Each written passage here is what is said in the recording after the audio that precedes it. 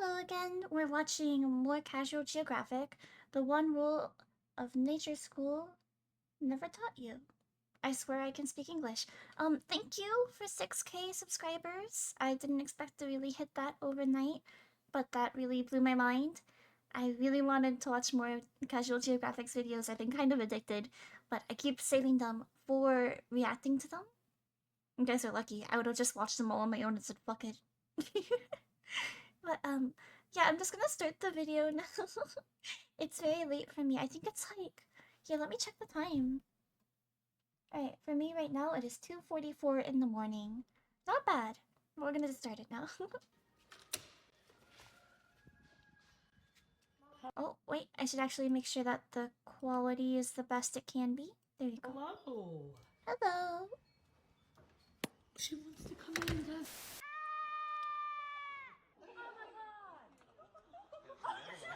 You have been consistently lied to your entire life, and the biggest source of some of the most unprovoked lies is school. 100% true. Why?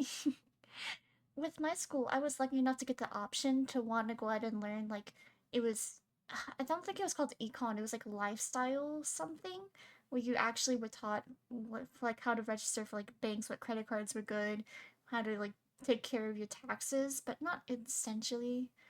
It was just, like, basic economical advice, which kind of don't really hold up nowadays. There's no reason why.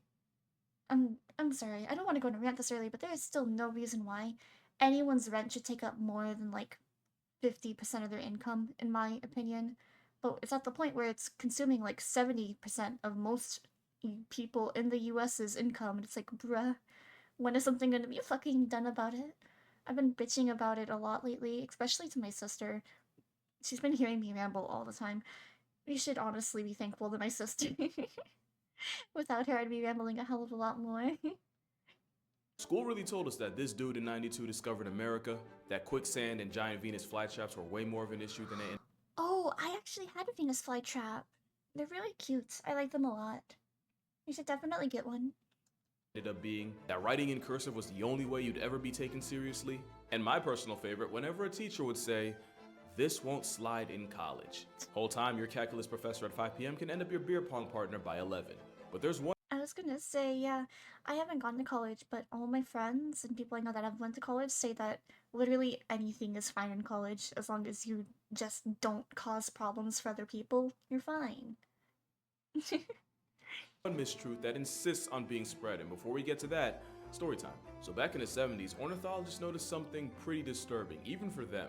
Fola is a remote island over 200 miles off Scotland, and for generations, migratory birds, specifically Arctic terns and one of the ops of happy feet, the skua, use it as nesting grounds to raise their chicks. And a group of ornithologists noticed a gruesome They're so cute. I heard gruesome though, so it's probably not gonna be cute. trend of chicks with pretty graphic injuries. Some chicks looked like they had a leg or two ripped off. For others, the same but with their wings. Some chicks even had their heads divorced from their body, for sure irreconcilable. And while some of the chicks somehow survived being mutilated, scientists had no idea what was causing this sudden rise in amputees. At first they guessed otters or even hedgehogs, but it turned out to be neither. You wanna know what it was? Probably. I promise you'll never guess it. I'll even give you I was gonna say maybe it's their parents, because I've heard of animals like eating their kids for survival, which is really horrible, but maybe it's not? a chance to try. Comment what you think. I bet you're wrong. The answer? Sheep. Yeah, sheep. I was wrong. Scientists observed grazing sheep stumble across a defenseless chicken without a second thought or really even much of a prequel, grab them and eat them. Sometimes the sheep would snap off a leg for a premature drumstick. Other times they might grab one by the head and initiate a permanent separation, swallowing skull and all whole. From 1973 to 1980, nearly 700 baby birds have been victimized by the business end of a carnivorous Q-tip. In the grand scheme of things, that's only a dent in the thousands of I was gonna say, like, I know we can't blame sheep because it's just part of their, like, whole thing. But at the same time, it's like the birds, man. I like birds. I had a pet bird. His name was Buddy. I loved him. Man, if I can find my old phone, it has a ton of pictures of him on there. birds born in that time. Then again, nobody expected sheep to be involved in foul play. And that goes back to those lies I told you about. So in science class, we were taught this rule: herbivores eat plants, carnivores eat meat, and those with culinary commitment issues are called omnivores. And for a lot of us, that's where it ended, but of course, nature's more complicated than that. It's like a spectrum, and on one end you have obligate herbivores, as in they're obligated to eat just plants or starve to death. Here you got animals like koalas, sloths, and the dead-eyed plush toy, the bear cuscus. Then you have the same concept but obligate carnivores, like cats, of every kind. And smack in the middle are your omnivores. But there's also facultatives, and basically that means most of the time you'll find them at one end, but every once in a while they'll borrow a meal plan from the other side. Speaking of bears, I've been having dreams about like a huge stuffed animal bear chasing me. I don't know why. And they're not like nightmares. I don't know how to explain it. In one of the dreams, I was like driving a car away from a bear. And it didn't look like a real bear. It looked like the stuffed animal bears I have that are like 5 foot long. Just beelining it for my fucking car. It scared me at the time, but now I'm just like, that's really funny to think about. Polar bears are hypercarnivores, with most of their calories coming from seals, but rarely they'll switch it up to berries, seaweed, moss, and even straight up grass, which makes them facultative carnivores and not an obligate like a lion. And since we're already on bears, pandas are a good example of facultative herbivores. I promise it's gonna get less complicated, but the yin-yang yogi's defining personality trait is being a bamboo merchant. But every once in a while, they surprise us, like when this panda was caught in 4K eating a past tense wildebeest, or when the DreamWorks jockey chased, caught, murked, and ate a peacock. They've also been known to hunt pikas. That's a pika. So even though most of what goes down its gullet is bamboo, protein in the form of meat is never really off the table, which makes them facultative herbivores. And they're not the only ones. Almost the opposite. Almost every herbivore you can think of is actually facultative, even the ones you wouldn't expect. That's how the Good Vibes vegan aqua blimp has also been known to snag fish from nets for themselves. Then you got the normally vegetarian shell jockey the tortoise, turning a rabbit carcass into a cookout. They've also been known to plot on and consume unlucky birds. To be fair, if you can literally fly but get taken off a census by a mobile boulder, that's more about you than him. Yeah. There was even that time India released 25,000 flesh-eating turtles to deal with the whole corpse population problem in the Ganges. It didn't work, by the way. But by far, the biggest culprit of covert carnivory are deer. The same deer that's usually the poster boy for the middle child of the food chain will occasionally get. Deer are so scary. I was really into them as a kid, so I wanted to look up more about them, and I learned a little too much about deer. Calories from something like a past tense bunny. A couple years ago, researchers wanted to see just what happens to the human body after the soul evacuates, and basically set up these body farms to see how they decompose. As you can probably guess, photos would go viral featuring deer chewing on human bones, scavenging through the man-made remains like vultures. In 2015, researchers in North Dakota set up nest cams for a 24-hour live stream of the hatchlings, and not only did the footage catch deer enjoying an extremely late-term omelet, the cervids actually outdid the foxes and weasels in that area, i.e. the ones you'd expect that from. And it wasn't just them being opportunity merchants, some of those deer went out of their way to get to them. And in Canada, scientists were looking to study different species of birds and so trapped them using mist nets, only for the unhinged ruminants to stroll in and eat the trapped and struggling birds alive, right out of the nets. Growing up is realizing Bambi would have 100% turned on Thumper if times got tough. It's now believed that a nutrient deficiency and a food shortage is really all it takes for an animal to go from herbivore to fernivore. Because one thing about animals, they don't care. A deer not. Why would they care? They literally just want to eat. They need food. Everyone needs food. Like, if you were starving enough, you'd probably eat, like, pizza out of a trash can if you were that starving. You'd 100% do that. So what would make animals really any different? I don't really understand. I'm just sitting here so shocked when I see the pictures and, like, the videos, but I know it happens. I tend to avoid looking at it. Not finna pass down a chance for easy protein just because a textbook says they shouldn't. The twist is, almost every herbivore on Earth is. You think the snake is like a fruit roll-up to a deer? I don't know, maybe that's a bit of a morbid thought. Facultative, meaning they'll take a page out of a predator's playbook if circumstances call for it. That's how you get normally docile horses treating baby birds like popcorn chicken, or that time cows in Australia were caught slurping pythons like fruit roll-ups, all because they were apparently. Speaking of fruit roll-ups, oh my god, I thought I was the weird one for having that thought, but okay, I'm glad I'm not the weird one then. I'm glad I'm not the weird one. Feeding for phosphorus. Even giraffes. Yeah, they're not safe either. The verticality merchants of the motherland will often feed off the bones of other animals. Not really swallowing them, but more like licking and sucking on it, pause, so their saliva can leach off nutrients like calcium. I'm sorry, I know nothing about giraffes, but the way you said pause fucking got me. I want to hear it again. Not really swallowing them, but more like licking and sucking on it, pause, so their saliva can leach off nutrients like calcium and phosphorus. There have also been cases of the camel leopard cosplaying antelope snatching up birds to feed on their misfortune. So far, we've learned 3 things. Can we 1, leave the most birds herbivores are alone? about as vegetarian as their options. 2, baby birds are really the Kit Kat bars of nature. And 3, now you see why Marty did everything in his power to get up out of there. His entire friend group would have had his hide if it got to that point. Which of course brings us to hippos, and this is where things get complicated. Aren't hippos like terrifying? Or is it a different thing? All I know is that hippos will like absolutely maul you if they got the chance. Or it might be a different animal that I got wrong. But it's actually like terrifying. I was not accidentally. I got a video in my recommended, I think it was Twitter, and it was just a hippo devouring and chasing a human, and I was like, bro, on Twitter? Are you serious? And it shocked me. I closed the internet. That was it for the internet for me that day. I made soup, I got myself a book, and I drew. And I just pretended like I didn't see anything. Fuck that, man. At this point, it probably surprises exactly none of you that the 4-legged assassination cetacean can have a hankering for flesh. Yeah. Hippos have been seen eating carcasses and even resorting to cannibalism. It's complicated because for a while we thought it was the same deal as before, just animals switching it up when their primary food source is compromised, which would make hippos facultative herbivores, there's that word again. Except, more and more scientists are coming to the conclusion that hippos eating meat aren't just scavenging or being opportunists, it's just hippos hippoing. As in, hippos will put themselves in a position to catch a body and subsequently feed on it. There have been reports of hippos murking livestock and seemingly predatory assaults, and some even believe hippos will purposely park themselves in a river migrating animals have no choice but to cross, just so they can turn the casualties into calories. Sometimes that involves punking crocodiles out of food. And of course, you already know, hippos are not above feeding off friendly fire. All this means, hippos might not even be herbivores at all, but identify closer to the omnivore side of the spectrum. And that's why it's complicated, because now you're probably asking, what's the difference between a facultative herbivore and a straight up omnivore? And there's an answer, I just really couldn't tell you. Like, you could say facultatives eat mostly plants, but can resort to meat as a fallback, where omnivores can normally go either way, but I'd be lying if I said I didn't just make that up on the spot. Would it just be like a preference then? Of like one prefers to only eat plants and the other one prefers to only eat meat, but they'll switch it up if they have to? The moral of the story? know. It's way more complex than just putting labels on things and calling it a day. For example, that is a common diker, and it's an antelope less than 2 feet tall found in sub-Saharan Africa.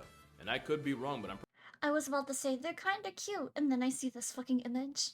Never mind, they're not cute, pretty they're sure it's the terrifying. only antelope that regularly eats meat. Along with the shrubs and grasses you'd expect, the meal plan for this antelope undertaker often involves combing through corpses, along with lizards, frogs, small rodents, and, you guessed it, baby birds. And because a good percentage of their diet requires other animals to die with the T silent, I'd call the diker an omnivore. But then, you got this, the tree-loving, pretty privileged acorn hoarders of the rodent world. Many will tell you that with a grocery list Do not fuck with squirrels. I've learned anything from this guy's videos is you do not fuck with squirrels. You leave them alone. of mostly plants, them do their fruits, thing. nuts, and seeds, the squirrel is mostly herbivorous. But squirrels are also infamous for raiding birds' nests and turning preemie poultry into protein. And yeah, they do this a lot. I've On never occasion, you'll seen see them squirrels actually pack do up it. chickens and snakes. There was even a story of a pack of Russian squirrels ganging up on a stray dog and eviscerating the canine alive, each scurrying off with their share of flesh. Yeah, If I hear one of you guys saying it's because they were Russian, we're gonna throw hands at a Waffle House. not so cute now. They're not the only rodents that go rogue either. Normally, grass-eating prairie dogs have been known to savage baby ground squirrels, and on rare occasions, even eat the remains. In case Oh you're my God. curious, they do this by shaking the baby violently until their existence gets revoked. That's not even my worst rodent fact in the chamber. In 1995, a 43-year-old woman was found deceased in her flat with facial lesions and lacerations, and the fact that she was naked from the waist down, first responders thought it was a special victims unit kind of crime. Except it was later determined that she had expired to pneumonia. The Oh. desecration of her corpse was caused by her pet golden hamster. Not only did the pet feed on her vacated vessel, No. law enforcement would find the hamster's makeshift burrow containing human skin, flesh, and muscle tissue. But that shouldn't even really be a surprise since hamsters are known cannibals, but what you might not know is that sometimes it can be caused by corn. Researchers at the University of Strasbourg found this out by accident when they tried to figure out why the female hamsters under their care kept dominating their own children. Through some likely traumatizing trial and error, they figured out that just a corn diet was even a hamster missing vital crucial vitamins, specifically B3. They figured Don't worry about not saying it properly. I don't say shit properly all the time. We got it. Can't speak. I don't think I said on YouTube, but when I was younger, I actually went to speech therapy to try to speak better. It didn't work out that well, considering how I speak now, but it's way better than it used to be. figured that out because once they added B3 back into their diets, the mother hamsters suddenly remembered how to mother. And the crazy part is, that can happen to people. Vitamin B3 deficiency can lead to pellagra, a disease associated with diarrhea, dermatitis, dementia, and eventually dying. So in a weird twist, an unbalanced diet can really lead to spawn-wrecking rodents, and they're not the only. Make sure you have a balanced diet, everyone. I said it before, but I'm extremely, I think it was iron deficient, and I'm extremely B12 deficient. I've been taking supplements while trying to increase the food I take for it, and it's been helping a lot. Now I'm not sleeping more than before I'd sleep around 10 to 14 hours, I think was it, or 10 to 13. Now I'm only sleeping between 6 and 10 hours, which is a really big decrease, and I find myself more energetic all the time. A lot of my memory issues kind of went away too. They're still there, don't get me wrong, but it helped a lot. So if you're struggling with some of that stuff, maybe say if you have a deficiency in B12 or iron deficiency, it might help you.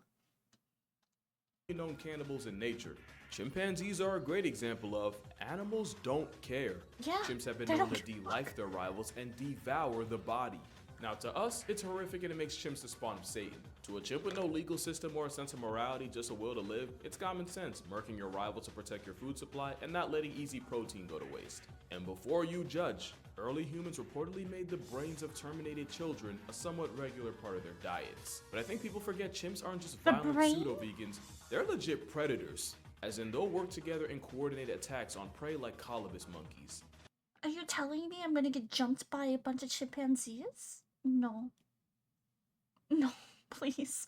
I rarely go outside as it is. Don't. Please, no. Which, isn't all that different from getting disemboweled by a pack of Olympic-level parkour zombies. They've also been known to hunt bush babies, that's a bush baby, by using spears. But with all the chimp carnage on this channel, them having carnivore tendencies should really be no surprise. The plot twist is, even the pacifists of the great apes can be on predatory timing. Most people, including me about 2 weeks ago, see orangutans as a good vibes hippie vegetarians of the primate world. Which is almost true. Ginger apes eat mostly the stuff you'd expect, fruits. I mean, yeah, I know they mostly eat that, but they can still, they can still do what everyone else does, Figs, leaves, maybe some termites to go with bird eggs. But then you got this, an orangutan tearing apart a slow loris. The same one known for being venomous, which orangs figured out how to neutralize by using the loris's natural weakness. Blunt force trauma in the form of a bite through the skull. Now to be fair, a meat-eating man of the forest is remarkably rare. But then again, chances are, before this video, a good number of y'all probably thought orangutans were only a threat to pieces of fruit. The same way a lot of people feel about toucans. Well, I actually know nothing about toucans. I actually genuinely know nothing. I really want to learn a lot about every single animal, if I could, in my spare time anyway. I say my spare time like I'm not I'm not constantly thinking about everything to do for YouTube and streaming. It's just nice. It's nice to have a hobby that I enjoy. This roided up woodpecker, which is actually what toucans are the more you know, has also been known to put bats on permanent leave from life. Yeah, that's the part Fruit Loops commercials ain't show you. They're also one of the many animals on the list of population control for baby birds. Oh, you thought that was a mammal thing? No. Well, toucan play that game. Yo, who wrote this? I did. I wrote it. I'm sorry. But birds in general will eat virtually anything that doesn't pack them up in the process. Seagulls have been seen scarfing down squirrels with zero remorse. And I'm pretty sure there's at least one person in the world down a dog thanks to this flying antichrist. But the biggest example of feathery f***ery is what happens on Malgus Island. This is where we go full circle. This island off the coast of South Africa is a nursery for the thousands of Cape Gannets nesting here. which would probably be a good idea if someone ain't snitched to the pelicans, because a population of white pelicans started traveling to Malgus just so they No. can swallow Gannet chicks whole, often right in front of their parents. And if one was unlucky enough to have both parents out at sea, that's just an easy lick for this Attack on Titan pterosaur. It gets worse when you realize the half-digested, fully molested baby birds often end up being regurgitated for the pelican progeny to eat. And you thought they just ate fish. Predators come in many forms, and one island in the Pacific is home to one of the most unlikely. Because if you bleed on the wrong island, you can attract a pack of coconut crabs. Not only is this satanic, No. That literally, I saw one picture of it and I was like, nope, nope, fuck that. It's like, it reminded me of like a huge spider, but worse, because it has a hard shell. So how are you gonna kill that thing easy? You're not. It's just manifestation in the form over. of crustacean attracted to blood. They're more than enthusiastic scavengers. In a study done on Nikomaru Island, it took the homicidal hermit crabs a week to completely undress a pig carcass down to the bones. But with pinchers strong enough to humble a coconut, the killer crabs are more than capable of catching their own prey, especially when they can climb trees and ambush sleeping birds. This video was taken of a crab after it had snapped the hollow bones of a seabird. The part you don't see is where a group of crabs arrived at the injured and incapacitated avian and proceeded to tear the bird apart. They've also been known to make a meal out of rats, my cats, God. and maybe even humans. Because a grisly theory on the disappearance of Amelia Earhart was that a Yeah. cluster of crabs got to her before anyone else could. And the worst I heard about that theory, and it's terrifying to think if that's true or not. part, there's no guarantee she was relieved from life by the time they got to her. Because even though Mr. Krabs on creatine normally goes for fruit, just like most animals on Earth, they're only as vegetarian as their options. Hug your loved ones, stay safe out there, and I'll see y'all in the next one. Oh, speaking of which, my eye's fine. I got LASIK, so I look like I lost the fight, but I also got the gift of sight, so Oh, it's alright. Alright, peace out. well, I'm sorry, that being the end. Being the end screen is actually funny. Thank you for watching this with me. I feel like the whole time I was just doing a shocked Pikachu face, just... I think we know what the thumbnail's gonna be. If you want to hear me yap more, you can watch me on Twitch as Pinebaby_VT. Usually 1 p.m. PST I'm live, but on the weekends I'm usually live around 3 p.m. PST to 4 p.m. PST. Thank you for all the support again. It's crazy to think that I might be able to build my PC in 3 months. I mean, fuck, even maybe 1 month if I get all the parts fast enough, which is insane to me. But it would be a huge upgrade for me. It would be a huge upgrade. I'm so excited. You can hear it in my voice, can't you? But thank you for watching, and I hope you have a good night or whatever. Do what he said. Drink water, call your loved ones. I'm trying to hit the stop recording button. Bye bye.